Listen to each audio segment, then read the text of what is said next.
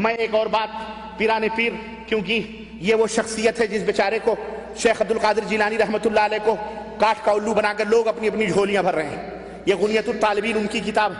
کس کی ہے؟ شیخ عبد القادر جیلانی رحمۃ اللہ علیہ کی۔ انہوں نے بدعت کے تعلق سے کیا باتیں بیان فرمائی ہیں؟ ہمارے اہل بدعت جو نیاز، فاتحے، کنڈے، شب برات، حلوے، ماڈھے، تعزیے، شدے، علم، چبوترے، تعویذ، گنڈے، پلیتے، مزارات کے اوپر چادریں، عرس، میلے، قوالیاں، فوالیاں اور یہ اندھی تقلیدیں اور اذہب اور مذہب جو بنا بنا کے چلتے ہیں، یہ کتاب ان کے لیے زہر ہے۔ یہ کتاب ان کے لیے کیا ہے؟ ہاں، اور یہ زہر انہیں پینا پڑے گا، کیونکہ ان کا نام لے کر کے ان کے مرغے دباتے ہیں یہ مسٹنڈے مولوی۔ اس زہر کو ان کو پلاؤ اور بولو کہ شیخ عبد القادر جیلانی رحمۃ اللہ علیہ ایک عظیم محدث اور اپنے دور کے ایک عظیم امام اور اللہ کے نیک بندے اور اللہ کے مقبول اور صالحین بندوں میں سے ایک بندے تھے، جیسے کہ اس دور کے اہل علم نے،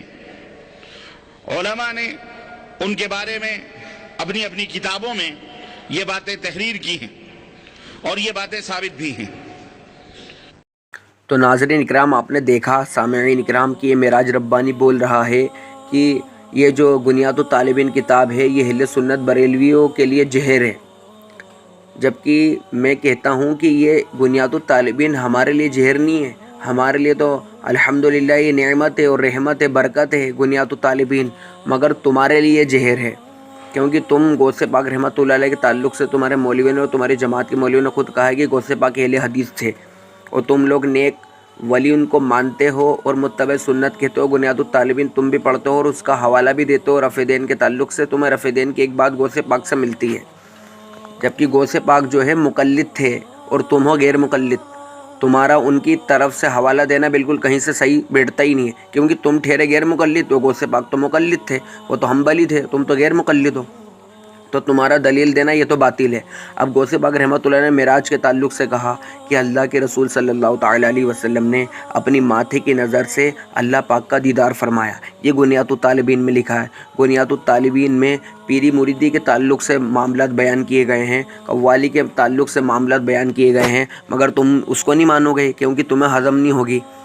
ٹھیک ہے نا۔ اور غوث پاک رحمت تم کہتے ہو کہ تعویذ پہننا شرک ہے، جبکہ غوث پاک رحمۃ اللہ علیہ کہتے ہیں کہ تعویذ پہننا جو ہے جائز ہے۔ اب بتاؤ، جو فتویٰ تم اہل سنت بریلویوں پہ شرک کا لگا رہا ہو تعویذ پہننے پہ، تو کیا غوث پاک پہ بھی لگاؤ گے؟ یہ لو، میں تمہارے سامنے حوالہ پیش کر رہا ہوں، یہ سنو، یہ دیکھو، میں تمہارے کو حوالہ پیش کر رہا ہوں۔ غنیۃ الطالبین حضور غوث پاک رحمۃ اللہ علیہ کی کتاب ہے، یہ تمہارے لیے زہر ہوگی، تم مر سکتے ہو، گڑ سکتے ہو، مگر حضور غوث پاک رحمۃ اللہ علیہ پر کبھی بھی فتویٰ نہیں لگا سکتے، کیونکہ تمہارے لیے یہ زہر ہے، زہر، ٹھیک ہے نا۔ تمہارے مولوی نے جتنے، تم لوگوں نے جو حضور غوث پاک رحمۃ اللہ علیہ کے تعلق سے اچھائی بیان کی اور ایک طرف ان کی گستاخی کر دو گے، اور تم لوگ غوث پاک رحمۃ اللہ علیہ کے تعلق سے کیا گستاخی کرتے ہی ہو، یہ تو جو ہے تمام مسلمان جانتے ہیں۔ اب یہ حوالہ لو کہ حضور غوث پاک رحمۃ اللہ علیہ تعویذ کے تعلق سے کیا لکھتے ہیں، یہ دیکھو، یہ اسکرین پہ آپ کو سامنے نظر آ رہا ہے۔